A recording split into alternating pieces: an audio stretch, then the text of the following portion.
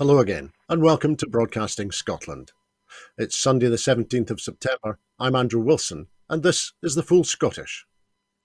This afternoon, I have the latest daily update from Ukraine on day 571 of the illegal Russian war of aggression and imperial ambition. Then I will introduce our guests for this afternoon, and then together we will take a look at the past week's news headlines from Scotland and around the world. The North Korean leader Kim Jong-un inspected Russian nuclear-capable strategic bombers and hypersonic Gemmell missiles on Saturday, accompanied by Russia's Defence Minister Sergei Shoigu at Knivichi, about 30 miles from the far eastern Russian city of Vladivostok. Shoigu saluted Kim and they discussed practical issues in stepping up military cooperation. Arriving in Norway for NATO meetings, the US military general Mark Milley has said that North Korea could boost Russia's supply of artillery munitions for the war in Ukraine, but that it would not likely make a big difference. Russia has denied Ukrainian claims to have recaptured the devastated eastern village of Andriivka, a stepping stone on the way to the city of Bakhmut. The NATO chief Jens Stoltenberg has warned that there will be no swift end to the Ukraine war in an interview published today, as Kyiv pushes on with its counter-offensive against Russia. Ukraine will be able to conduct more attacks on Russian ships, Digital Transformation Minister Mikhailo Fedorov, who has played a key role in building the country's drone industry, told Reuters after a recent series of successful sea attacks. Russia will probably be able to build a significant stockpile of air-launched cruise missiles and use them to target Ukrainian infrastructure over the coming winter, the UK Ministry of Defence has said in its latest intelligence update. The body of Daniel Burke, 36, from South Manchester, has been found in Ukraine a month after he had been reported missing after travelling to Ukraine. On Saturday, Russian-installed authorities in Crimea said they planned to sell about 100 Ukrainian properties, including one belonging to the Ukrainian president, Volodymyr Zelensky. The illegally expropriated properties are to be sold by the Russian-imposed authorities by auction. Donald Trump liked hearing that he had been praised by the Russian leader Vladimir Putin. Poland is set to ban the entry of passenger cars registered in Russia starting today. Poland's Interior Minister, Mariusz Kaminski, said the ban is a further part of sanctions imposed on Russia and its citizens in connection with the war in Ukraine. And the conviction of a Russian businessman, Vladislav Kliushin, in a US court for participating in a $93 million insider trading scheme has been dismissed as politically motivated in Moscow. Kliushin has ties to the Kremlin. Now, we are lucky enough to be joined this afternoon by two fantastic guests. Sandra White was first a List MSP and then the SNP constituency MSP for Glasgow Kelvin between 1999 and 2021, when she was lucky enough to retire. Her campaigns have included working against closures and downgrading at the Royal Hospital for Sick Children, York Hill, and the Queen Mother's Hospital. She has also campaigned against racism and for improved treatment of asylum seekers, including joining an occupation against dawn raids. Sandra, good afternoon. How are you? I'm fine, thank you, Andrew. Good afternoon to you too. It's lovely to see you, Sandra. And Campbell Gemmell has worked in the environment for 40 years, largely on policy and regulation issues in the EU, Australasia and China. Professor Gemmell was formerly Chief Exec of the South Australian EPA and was Chief Executive of our own Scottish Environment Protection Agency. He chaired the review of Scotland's air quality strategy for the Scottish Government in 2019. He's been a consultant for the World Bank Group and an expert advisor for the Organisation for Economic Cooperation and Development's Regulatory Reform Programme. He's visiting professor at Strathclyde University's Law School, an honorary professor at the University of Glasgow, and an adjunct professor at the Uni SA in Adelaide. Campbell, good afternoon. How are you keeping? Good afternoon. I'm great, thank you, and hello to everybody out there. Thank you for joining us on the Full Scottish this afternoon, Campbell. It's great to see you. Our first story is in connection with climate change, because the First Minister, Humza Yousaf, will be in New York for Climate Week this week, making a call for climate justice. Scotland was the first nation globally to commit funds specifically to climate justice, launching the Climate Justice Fund in 2012.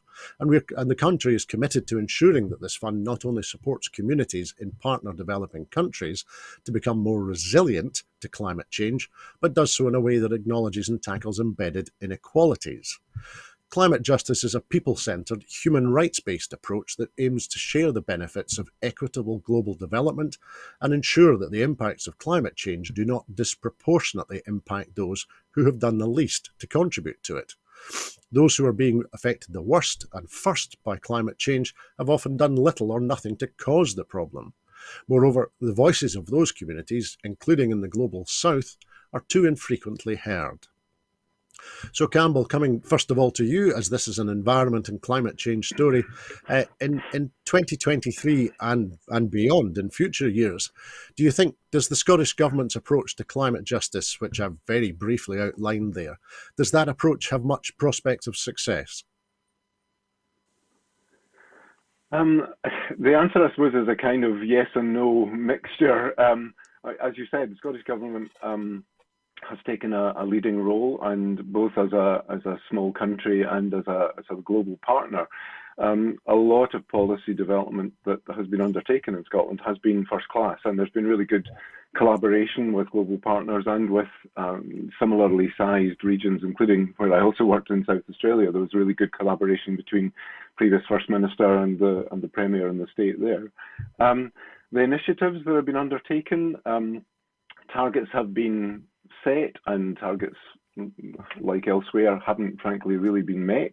The tools are often not in place for any small country on its own to make a significant difference at the global level.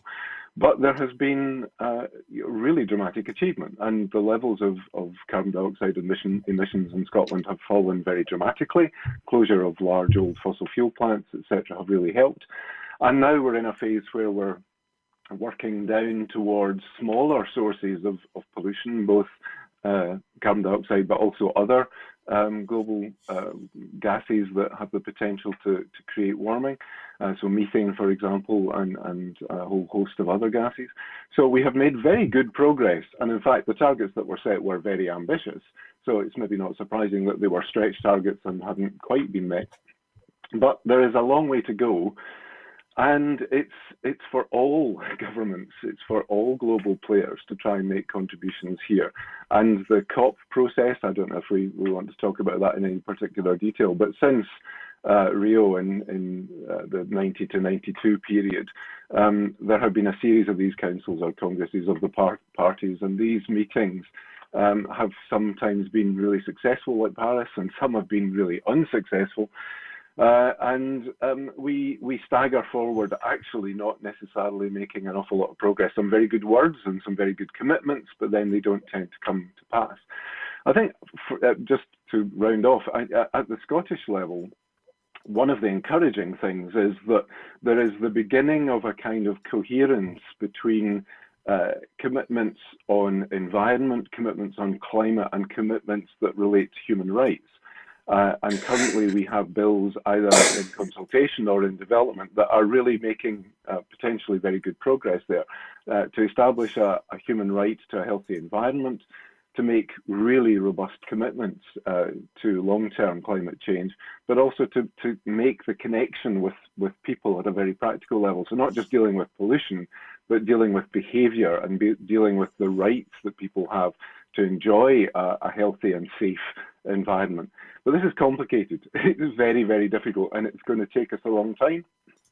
Scotland is playing an important part, but it really is it's a team sport, this, and we have a lot of work still to do.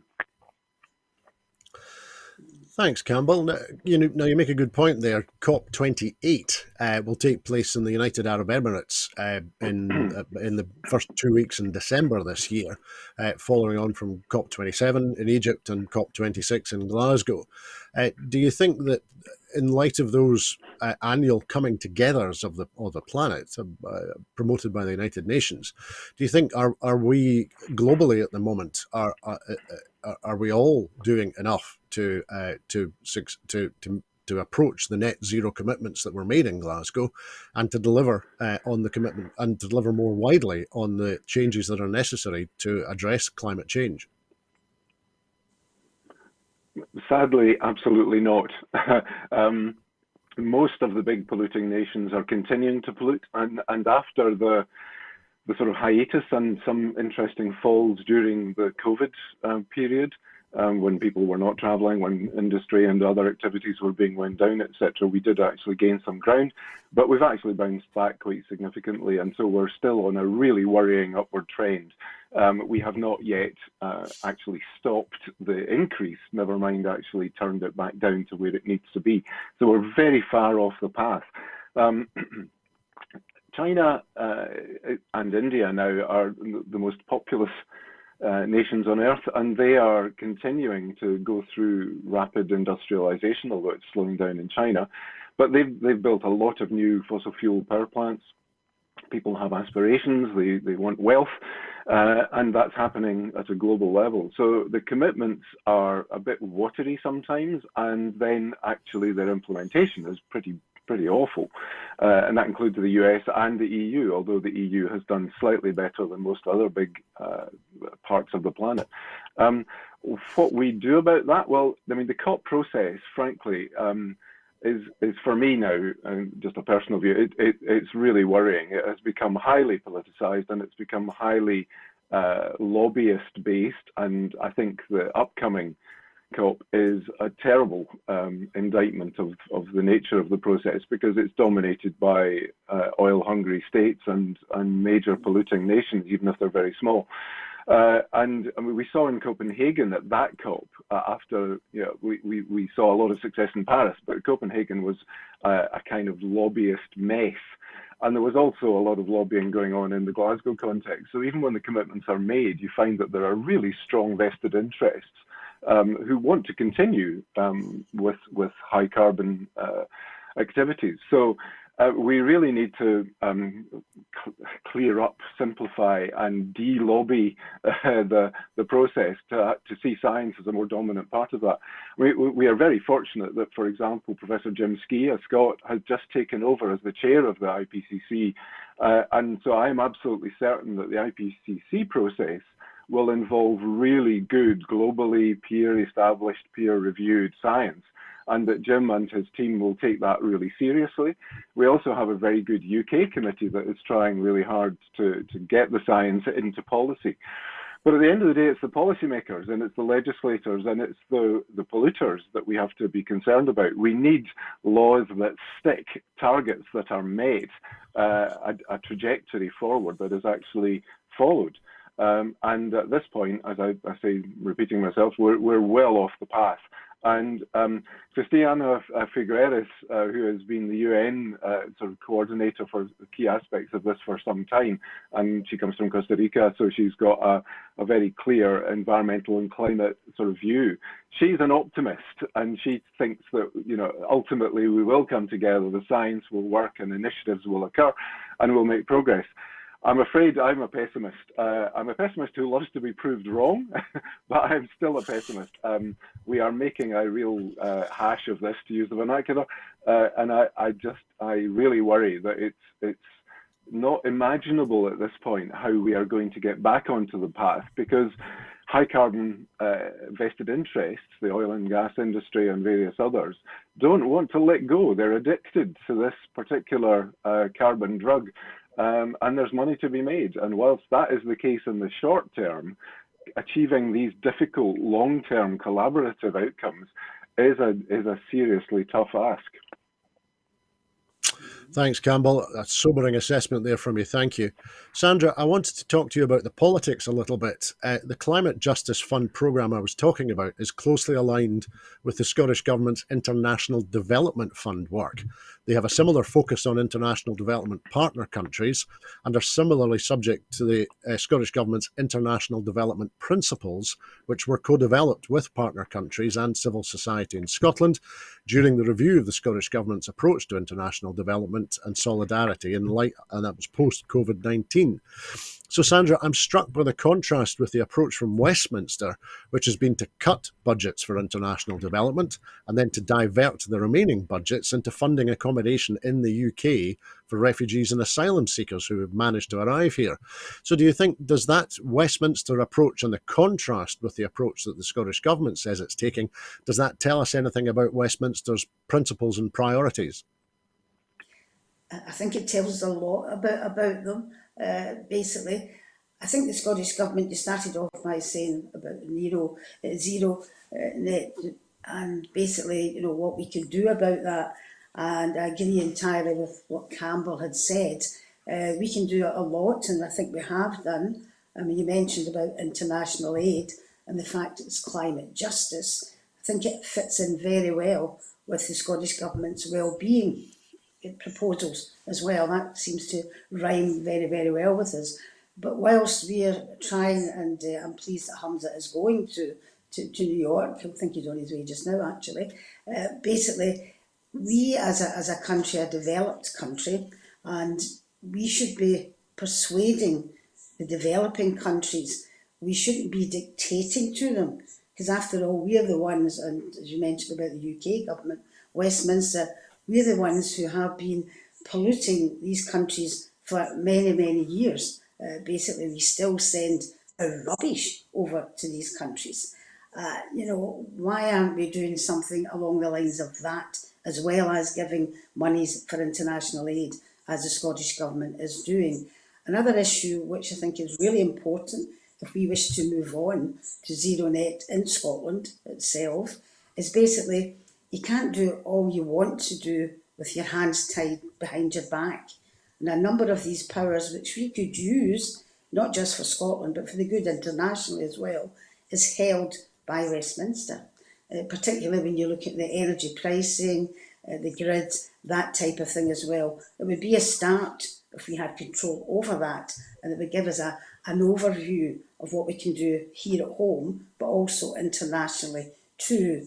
And maybe it's a wee bit controversial. I don't think it is controversial, in my opinion anyway, but the fact that these other countries fly into countries in massive jets polluting, the atmosphere, I just wondered, is that the right way to do it? Basically, we're flying out, every other country's flying out, talking about these poor countries who are really, really suffering, and yet you've got stuff like debt from these countries. Why can't we write this debt off? Some of these countries who are trying to develop have got this massive debt, which will never be free of. So the first thing I would be doing is joining the Jubilee campaign and saying this debt should be cancelled, and then looking at ways where we can actually persuade these other countries. There's no point in hitting them with a big stick whilst we're actually sending our rubbish over there to pollute them and basically flying all over the world, basically polluting the world as well. But I did read something just the other day in regards to, I'm sure it's California, which is taking the polluters, the massive polluters, the energy companies, to court. They're actively chasing them. Now, these are the kind of things which should be happening. These are the people who can do something about it. Take these big companies to court in regards to the fact that they have been polluting for years through the oil and the gas and leaving deserts there. And I'm pleased to see somewhere like California is actually going forward with that. Now, that would be worth joining that type of thing as well, as the fact that we should be putting more money into these developing countries and not putting our rubbish over there at the same time. That's a bit hypocritical as far as I'm concerned. Thanks, Sandra. That's some great perspective. Now, we'll continue to look at climate change, but this time from a slightly different perspective, in light of the biblical scale floods in Derna in Libya, which were triggered by Storm Daniel earlier this week. The flash flood that has killed thousands of people followed a medicine, a rare but destructive weather phenomenon that scientists believe will intensify in our warming world. The term is an amalgamation of the words Mediterranean and hurricane. Used by scientists and weather forecasters, it is less well known to the wider public. Medicanes, which tend to form over parts of the Mediterranean near the North African coast, are similar to hurricanes and typhoons, although they can develop over cooler waters. So, Campbell, I know that you're not a meteorologist, but had you come across the term Medicane before? Yeah, only a few times, and it was used in a kind of hyperbolic way, but actually it is appropriate in this context. But the notion of hurricane-type cyclonic air masses that have already wreaked havoc, as this one did over parts of Greece, then crossing over another water body and actually building up both lifting up and building up speed and energy and lifting more water, etc. Then striking into a land area when they make landfall, it's becoming increasingly a risk, and clearly because of the location of the Mediterranean, there is that additional water body to provide energy and water into a turbulent air mass. So we're going to be seeing more of these. I don't like the term, but it is an intense event, and it has caused absolute mayhem in this particular situation, partly because of the sort of failed state nation of Libya, which is effectively two large sort of warlord domains, and the failure of broad infrastructure management and pretty much all systems in the post-Gaddafi period, a bit like the early years of the post-Yugoslavia situation. That nobody and nothing seems to be holding the country together, and we end up with risks being accentuated because management of things like dams doesn't occur.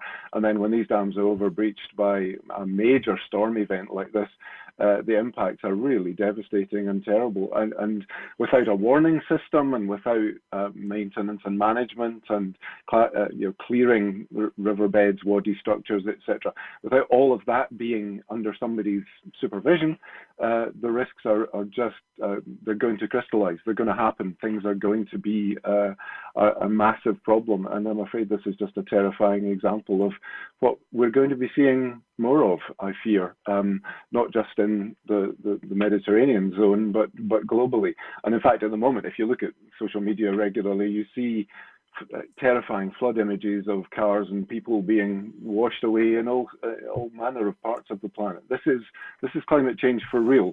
You can't draw a straight line to say an individual event is solely caused by climate change, but climate change is a process of this fierce energizing of the atmosphere, lots of additional moisture in some cases, drought in others, but intensification of existing processes. And even if we did, going back to the earlier point, if we got back onto the path of where global gases should be, it's going to take 50 years before we actually were successful in stabilizing the systems, and we're nowhere near that.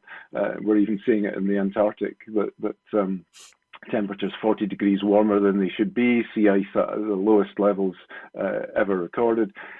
We have, forgive the language, but we've screwed up mightily, and stopping it is virtually impossible at this point in time. Thanks, Campbell. Now then, to update us just very briefly, officials in the port city of Derna, including the mayor, Abdul Menam Al-Gahiti, believe that 20,000 people may have died. At least 5,500 people have been confirmed dead. The Libyan Red Crescent put the death toll at more than 11,000 people, with nearly 20,000 more still missing. The highest estimate yet from any official source. The Red Crescent said that at least 2,000 bodies had been swept out to sea by the floods. Now, a little bit of recent history. After the removal from power of Gaddafi in 2011, there were mass protests, including in Derna, and the city came under the control of something called the National Transitional Council. The city was never taken back before Gaddafi's removal from Tripoli, and the new governments were established. In October 2014, local militants affiliated with the Islamic Youth Shura Council pledged allegiance to Abu Bakr Abu Bakr al-Baghdadi, who at the time was the leader of the Islamic State. And in 2014, he announced the expansion of his group and said that he had control of the city. In June 2018, forces loyal to Khalifa Haftar claimed that they had taken control of the city following a 2-year siege that had culminated in a month-long battle. So, Sandra, the people of Derna have been enduring an awful decade since the fall of Gaddafi. As I say, a 2-year siege followed by a month-long battle in a city with a population somewhere between the populations of Paisley and Dundee. What must it have been like for the citizens of Derna, do you think?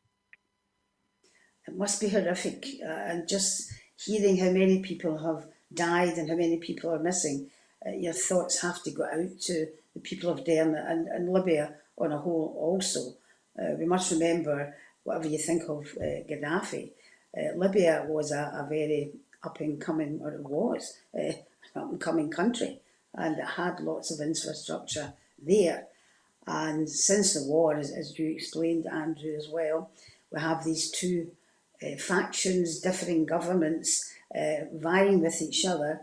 It's amazing how governments always have money for war, but they never seem to have money to help or protect their people.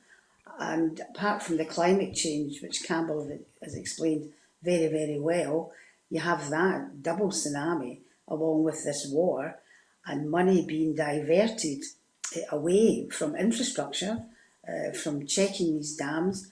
I have no doubt there'll be an investigation if it's allowed, basically, and I've no doubt it'll show that these dams, they keep overflowed, we know that, but it could have been prevented and they could have been channeled somewhere else and not right into these people's lives. I feel, what can you say when you've got all of these people? It's an absolute catastrophe that this had happened.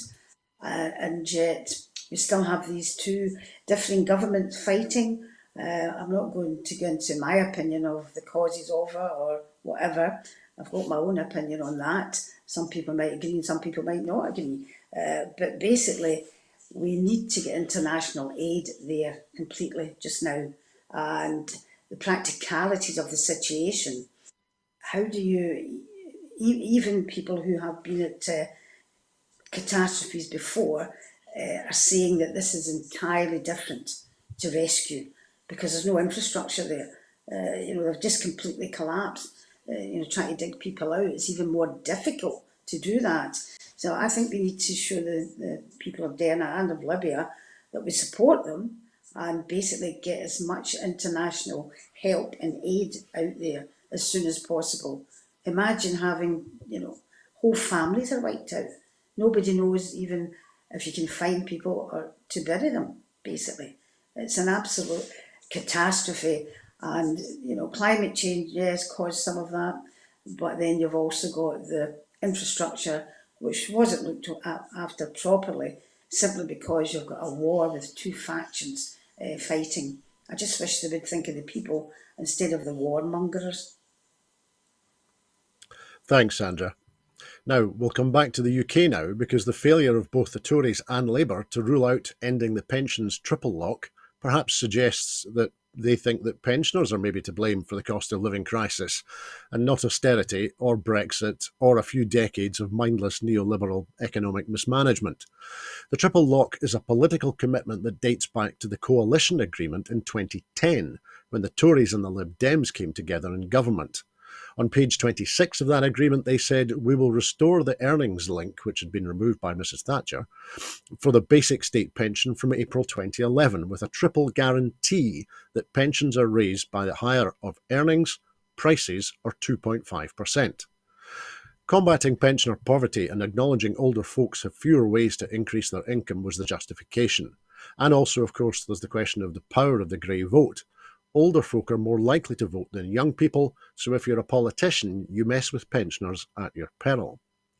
The political consequences of the triple guarantee, or the triple lock as it's now called, had been made in the scramble of assembling a government in May 2010, have been and will continue to be long-lasting. There are arguments about intergenerational fairness. Are younger people let down by the political system and older people prioritised? And the triple lock is expensive, not least because each year's rise is baked in, and we have an ageing population at the moment. And of course, this is against the backdrop that the UK devotes a much smaller percentage of its GDP to state pensions and pensioner benefits than almost every other advanced economy. Income from occupational and private pensions is a relatively important source of pensioner income in the UK, in contrast to most other advanced nations where state provision, financed through social insurance contributions or general taxation, is dominant. And of course, we're also in the grip of a cost of living crisis, or as the First Minister puts it, a cost of living with Westminster crisis. And that crisis is hammering everyone, no matter their age. So, Sandra, firstly, the politics of this. Why do you think the two main Westminster parties, Tory and Labour, are dancing around the issue of the state pension and the triple lock at the moment? I think you mentioned it, Andrew. It's politics, absolutely. As a pensioner myself, basically, I think to take away the triple lock, politically wise, particularly Westminster anyway, they won't do it. They won't do it because they rely on what they might call the grey vote. But for me personally, I would rather see that money going into better wages and basically in benefits also. This is the big problem. And once again, we see this divide and conquer issue. They've used it for years, Westminster, whether it be through, race or whatever it may be. We're now getting the situation where we have young people and organisations claiming that pensioners are the cause of austerity and not necessarily Brexit and high prices that people are having to pay and loss of benefits, etc. It's a classic divide and conquer, and they will keep pushing this because the Tories and Labour are just the same as the Tories now. There's no socialism there. They rely on what they call the grey vote, and they'll be looking towards that. And for me, that's the reason why they will continue it. But here, and I know lots of pensioners like myself, and we would prefer to see fairness across the board. And if it's linked to the highest, wages, etc., salaries, then that should be the same for benefits as well. So I think the whole system needs looked at and not just tinkered around the edges to do with triple lock and pensioners, because you're really putting a wedge between the younger people and the pensioners. And this UK government are very, very good at putting a wedge. Blame somebody else, don't blame the government. And I see that as part of what they're doing just now. And I really feel for the younger people who, even to rent, can't afford to rent, can't get a mortgage, on very low wage. We need to help them. We need to help them. They're the future, basically. I'm not saying we've had our future, but we can do so much, but the younger people really need help as well. Thanks, Sandra. And Campbell, I was going to ask you a slightly different point. I mentioned it when I was introducing this item. Do you think with hindsight, do you think is leaving the provision of people's pensions, or a much higher proportion of people's pensions, leaving that to the marketplace and the financial services industry, as we do in the UK, unlike most other advanced countries and economies, do you think is that a sensible thing to do? I don't think it's a good idea to let your future depend on gamblers. Generally, gambling is not a reliable way of managing your life. That's a slightly cheeky point, but to me, the notion that the cost of living crisis is precipitated by pensioners is complete. It's risible. It's nonsense, and we're not allowed, it seems, to actually use the Brexit word at all. And we've had 13 years plus of austerity. So I think the causes are fairly obvious, and the financial markets and what they focus on is really not very helpful to society at large.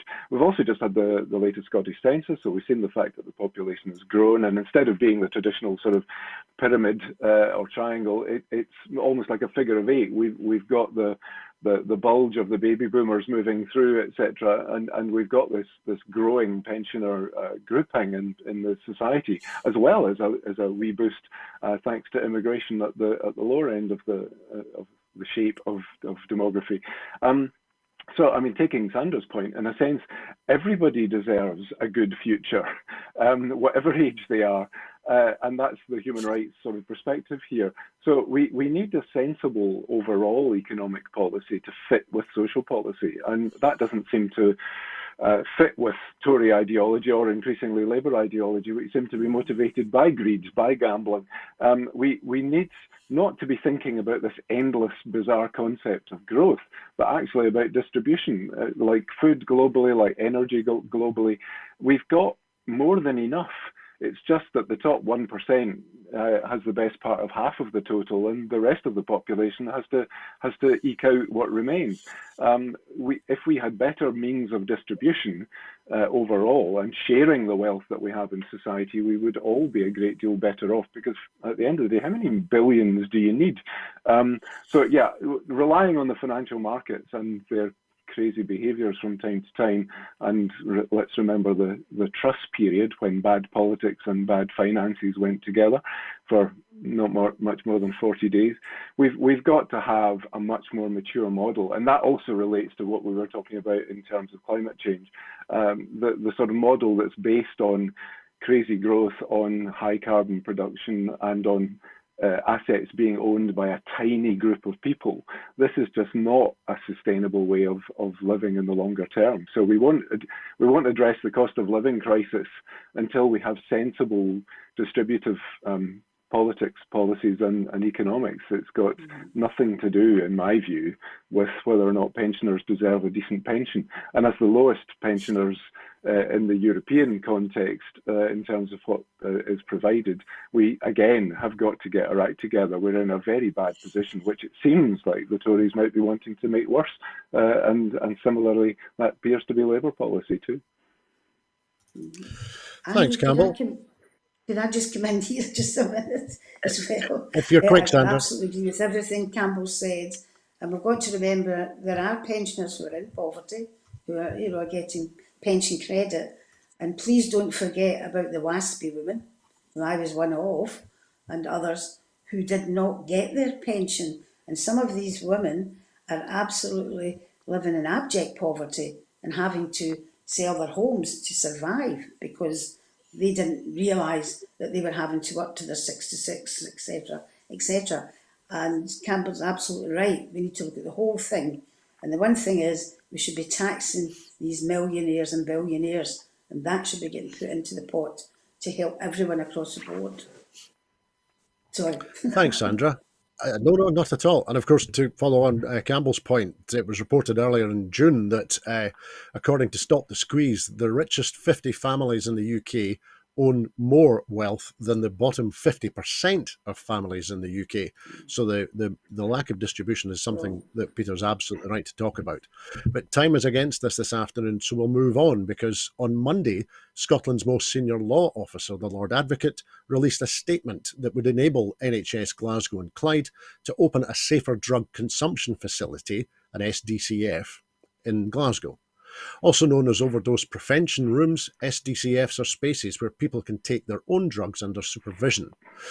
The main purpose is to provide access to a safe environment and clean equipment, and to ensure that accidental overdoses are tackled quickly and effectively. They also provide non-judgmental settings where people who use drugs can access wider support or be directed to other services. More than 200 SDCFs currently operate around the world, and a significant body of research demonstrates their impact on a range of harms. However, with the exception of Peter Crikent's unsanctioned mobile facility that operated in Glasgow in 2019, none have been opened in the UK. That's primarily because under the Misuse of Drugs Act 1971, possession of controlled drugs is an offence. However, it also reflects a long-standing resistance within the UK government to harm reduction policies, which it views as enabling substance use. In recent years, the Scottish Government sought to shift its policy focus by addressing drugs harms as a public health issue rather than a criminal justice matter. Scotland, of course, has some of the highest drug-related death rates in the world. Until now, however, the legal barriers have blocked progress. Under primary UK-wide legislation, which has remained stubbornly fixed for more than 50 years, anyone using a safer consumption room could be arrested for possession, while operators could be charged with permitting or enabling use of controlled drugs on their premises. So, Campbell, firstly with you, does this development highlight that the entire so-called war on drugs and the Misuse of Drugs Act 1971, yes, the act is almost as old as me and I'm very old, do you think that this development is a manifestation that the patently useless drugs policy and the 1971 Act should be reformed urgently from the ground up? Yep, I think this is a case of needing to follow science and good practice, and treating this as a criminal domain just does not make sense to me at all. I don't have a great deal of direct experience, but I've got a fair bit of indirect experience, and it seems to me that a public health approach to this is entirely the right thing to do, much the same as in some cases it is with alcohol. It doesn't really make sense in my mind why the UK government is so opposed to it, other than perhaps as an exercise of power and control themselves.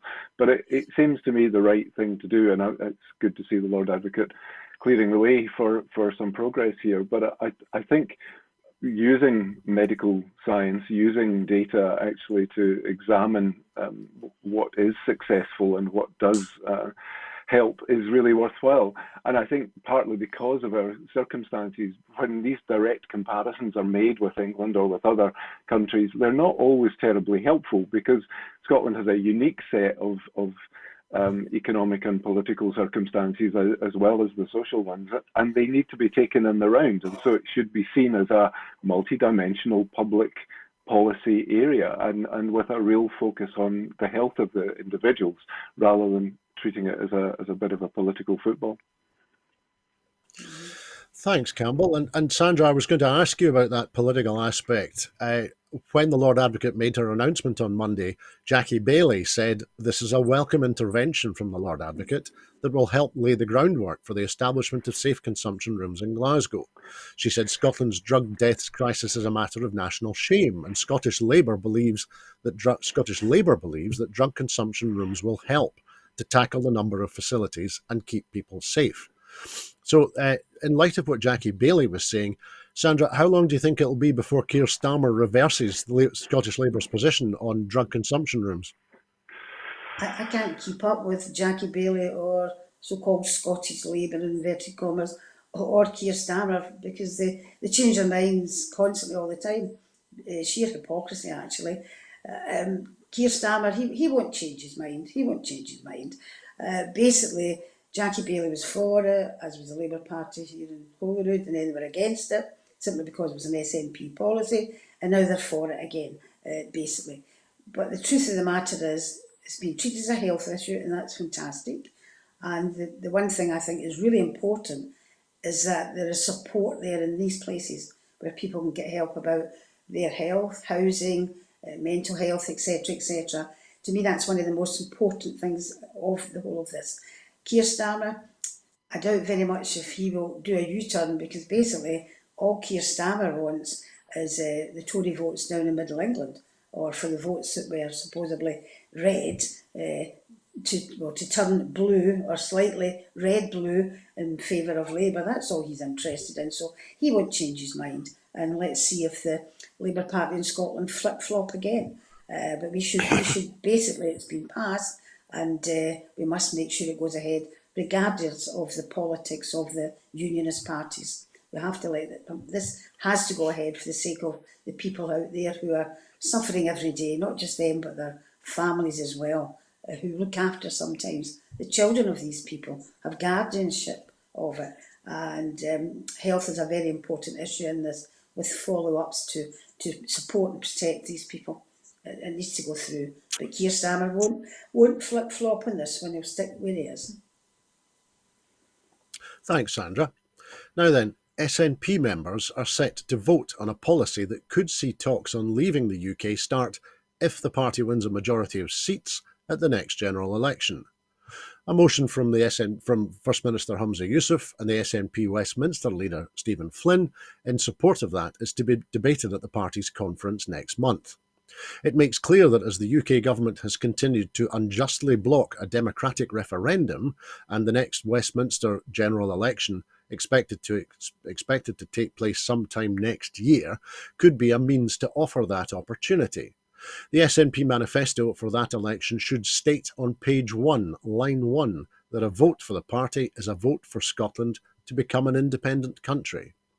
The motion goes on to add that if the SNP subsequently wins the most seats at the general election in Scotland, the Scottish Government is empowered to begin immediate negotiations with the UK Government to give democratic effect to Scotland becoming an independent country. Now, Sandra, what are your thoughts on using a majority of seats as a mandate to begin independence negotiations, as is proposed in this motion? Well, one wee thing is, if it's good enough for Westminster, it's good enough for Scotland as well. That's what they do. Tories won their majority with the seats and not with the amount of votes. So there's another argument to be had there. If they refuse us, they've already did it in Westminster. I'm pleased this came about, basically. I think it's the right move. We have to take, if you want to call it a fight, it seems to be, well, it's been that for a number of years, we've got to take it to them. And for me, I'm pleased about this. I'll certainly be voting for this at the conference. Look forward to the various discussions on it. But yeah, if it's Westminster, if it's good enough for Westminster, why isn't it good enough for Scotland? Thanks, Sandra. Now, Campbell, thinking more broadly of the politics of this and of independence, do you think is returning to focusing and discussing the process of independence rather than the purpose of independence? Do you think is that a good thing politically, or is it simply a necessary thing politically? Frankly, I'm not sure. The SNP has won pretty much every election in the last decade, and indeed over a longer period. And I'm not sure what difference this element makes to that mandate. And as Sandra said, if we were taking first past the post logic, then the case has already been made and made repeatedly. The model is different in Scotland, but there has been, including in the SNP Green votes the last time around, a majority in the Scottish Parliament for an independence approach. So I kind of think the Scottish public has said repeatedly, I know it's 9 years since the only real indie vote, but we have in that period, I think the public has made their view pretty clear in the elections that they place their trust in the party that came first and came first with that sort of overall or nearly overall majority, and certainly a leading position within the Parliament. So does process make a difference versus policy? I think those who are still undecided about Indy, and I can't get my head around that either, given what we've seen of both Tory and Labour policies, and seen from the Tory government, their sort of disrespect for Scotland. If that hasn't convinced them that they should support independence, I'm not quite sure what will. But if this does make a difference, great. I'd be very glad to see that happen, because I'm not a party member, but I have a very strong view that Scotland can and should make its way in the world on its own and rejoin the European Union at the earliest opportunity. That is the way forward that I see. So whatever mechanics are identified for helping us to achieve that, I'm likely to support it. Thanks, Campbell. Now, Sandra, maybe comparing apples and pears here a little bit, but by my calculation at the last Scottish elections, there was a narrow majority of votes in favour of independence. If you add all the constituency and all the list votes together, it was by my calculation, it was 50.26 in favour of yes and 49.73 in favour of no. So there was a majority of votes, albeit a very slim one.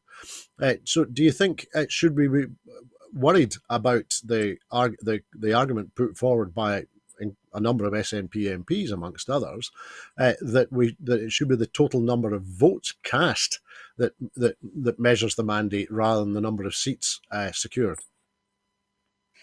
I mean, the thing I take out of this, Andrew, is the fact that we are being more proactive. And I have said for many, many years that, a vote for the SNP, a vote for independence, should always have been on the ballot papers. And that's something, thank goodness, we're bringing back. In regards to the seats or the votes, now, you mentioned they totaled it up, but we asked for a referendum and they wouldn't give us it. So where do we go? Are we stuck in stalemate all the time? I do think it's time for a different tact. And every election, actually, in my opinion, Westminster and Holyrood should have always been this way. And the fact that even if we have the majority number of seats, we look to independence and we start negotiating. We've been too long, and I'll touch on the fact of a lot of activists who have been frustrated. And that activists have been frustrated simply because they see no movement whatsoever. Now, if you go through the process of a referendum, you mentioned the fact that we had more votes before, and then they keep persistently saying no Westminster. And my recollection of the Supreme Court's end of what they said, why we couldn't go forward with a referendum, was the fact that, yes, it was legal. It wasn't illegal for the Scottish Parliament to bring this forward, but they could not say we could have a referendum. In fact, we can't have a referendum simply because it was political and it would politically damage the United Kingdom. Now, I would have an argument, I've always had an argument with their conclusion on that. So I think we've got to look at every single angle. And if this brings it forward and we start negotiations, which I'm sure we will win anyway at the next election, then as far as I'm concerned, we've still got the option of, you mentioned the votes, it's still there. We can still mention that fact about votes. But if it's good enough for Westminster to get it, why isn't it good enough for Scotland? And we do need to move on, because people, activists, grassroots on the ground are becoming very frustrated at the stalemate. And now we're looking at something different. And I applaud Stephen and Hamza for pushing this forward. We'll see what happens at conference. People will naturally get up and speak about various things, but I think it's an important step forward, and I think it will get passed at conference without being watered down. We can't continue like this. We're in Brexit, we're austerity, cost of living, cost of heating. People are dying, for goodness sake, in an energy-rich country here like Scotland, trying to put the heating on, and it will only get worse if we allow Westminster to continue with this. So the decision from the Supreme Court, to me, is very political, and as far as I'm concerned, maybe we should challenge it again, because there's lots of political things that Westminster have done, basically dumping Trident up here. Is that not a political decision, which is against the wishes of the Scottish people? But we never get a chance to say, well, we want to go to the Supreme Court for that to be overturned, basically. So there's lots of stuff in here. But for me, yeah, let's go for it. It's the only way forward, as far as I'm concerned. Thanks, Sandra. And Campbell, I had one quick question for you from a wider geopolitical, a worldwide perspective. Do you think, is the Westminster government of whatever hue is in anything like as powerful a place as it once was, after to simply keep saying no to the people of Scotland? Since Brexit, Campbell, the UK government, the Westminster government, has got no support from the EU, no support from Russia, and I don't think very much support from China either. Yeah, I think it's a really good point. I think the UK's credibility internationally has been seriously damaged over recent years. They're generally viewed as being pretty wacky and pretty incompetent, and that's a really unfortunate place to be. I mean, it's great, for example, that we've managed to rejoin, at least as an associate, the Horizon programme and a couple of other initiatives like Copernicus, etc., across the EU family. But we're in a second league position now instead of being right at the table as we were. And certainly in the conversations I have with colleagues, for example, in the UN and in the international development community, there is a kind of sad sigh when UK is mentioned, but there is a wee bit of a smile and a bit of a warmth when we talk about the Scottish position. So there is a general recognition that Scotland wants to be and is a more successful global citizen than the UK. And of course, if we had a balanced media, there's the wonderful exception of yourselves at Broadcasting Scotland, but there are very few objectively better broadcasters dealing with an honest perspective about Scotland and suitably factually critical of the UK. So we're in a disadvantaged position, and we desperately need some real solutions. So I would also really like to hear the leadership of the Scottish Government actually be a wee bit more honest about that frustration and the sense of, so what else is there, rather than the sort of one tune approach that we tend to hear. Many of us still want Indy, and we want to know how we're going to get there. If this is one of the ways, great. But I think we'd be very well received by the international community in a way that the UK isn't. Thanks, Campbell. Now then, we've got one final story this afternoon, because the University of St Andrews is again the leading university in the UK. That's according to the Times and Sunday Times Good University Guide 2024, which was published this morning. It's the second time in the space of a week that St Andrews has topped a major UK ranking. Scotland's oldest university was ranked top in the Guardian University Guide 2024, which was published last weekend. It's the first time that any UK university other than those of Oxbridge has led both major UK higher education league tables in the same year, and it's the fourth time in the last 3 years that St Andrews has disrupted what had been a long-standing Oxford and Cambridge duopoly. The Principal and Vice-Chancellor, Professor Dame Sally Mapstone, FRIC, said to make history by coming top in both the Times and Guardian University Guides in the same season is a special way to start the new academic year at St Andrews.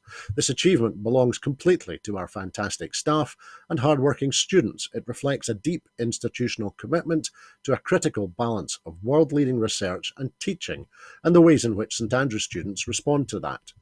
And the SNP's Westminster Education spokesperson Carol Monaghan MP said, "Congratulations to St Andrews on their achievement.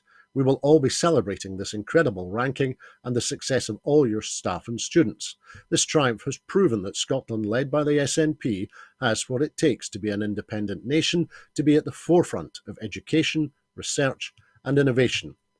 So Campbell, firstly for you, how should we be congratulating the staff and students at St Andrews? With at least 2, if not 3 cheers. Very well done to them.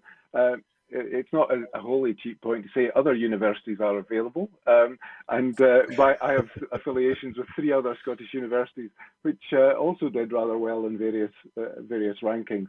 I think it's just fabulous that such a small country has world-beating universities, and they have varying strengths across the research and teaching and sort of social dimensions, but great. I think we should be really proud of them, and well done to St Andrews. The fact that the future English king may well fit in with St Andrews maybe tells you that it's not exactly the same kind of institution as others in Scotland, but well done to them. We'll do what we can. Thanks, Campbell. And Sandra, do you think these results this week for St Andrews contradict those who talk down and decry both Scottish universities and those who work and study at them? Absolutely. I can't understand, and it's not because I'm SNP or I believe in independence. I just can't understand why these people, politicians and others alike, just like to talk down Scotland for winning this absolutely fantastic, prestigious award. And I did like the wee tongue-in-cheek bit there from Campbell. I agree with him entirely in that particular one. Yeah, we should absolutely cheer to the rafters in regards to, St Andrews winning this prestigious, or 2 prestigious awards in 2 years' time, 2 years running. But I think we also have to look at the other universities, and a big shout out to Glasgow University, who have been voted the best university in Scotland, have won the award for that. So overall, our universities are doing a very good job. They may take in different people and different aspects in regards to the outcomes, but they are top of the league. And what was the latest poll? Scotland is the most educated country in Europe. You don't hear that in the media. You only hear it from certain ones, yourself and others like us will talk about it. So yeah, 3 cheers to all of them, staff, students and everyone alike at St Andrews, but also at all our good and great universities as well. Thanks, Sandra. And I'm afraid, looking at the clock, I'm afraid that's all that we have time for this afternoon. In making these programmes, Broadcasting Scotland relies on the support of and generosity of viewers and others who value our distinctive approach. Please help us to continue to make these programmes and to make new programmes for you. The programmes will always be free to view, but if you can afford £5 a month, please consider becoming a Broadcasting Scotland supporter. Our need to reach our £30,000 target to pay our bills is still pressing. However, the generosity of our supporters has given us a little more time. So far, we have raised over £17,000, and so we will be able to continue making programmes for a few more weeks. But our need to continue to raise the remaining £13,000 is still really urgent. To everyone who has donated and to everyone who has signed up to make a regular monthly payment as a Broadcasting Scotland supporter, thank you very much.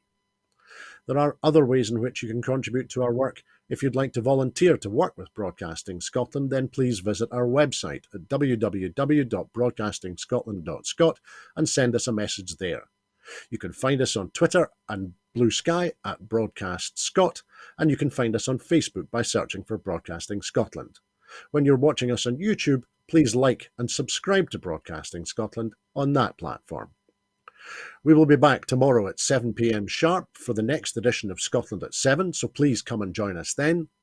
Thank you to everyone who's been watching this afternoon, and please, I'd like to say a very special thanks to our very special guests, Sandra White and Professor Campbell Gemmell.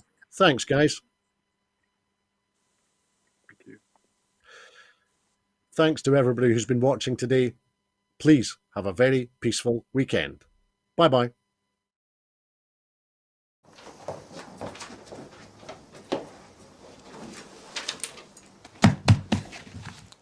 Hello and welcome to Broadcasting Scotland. My name is Lewis McGlynn.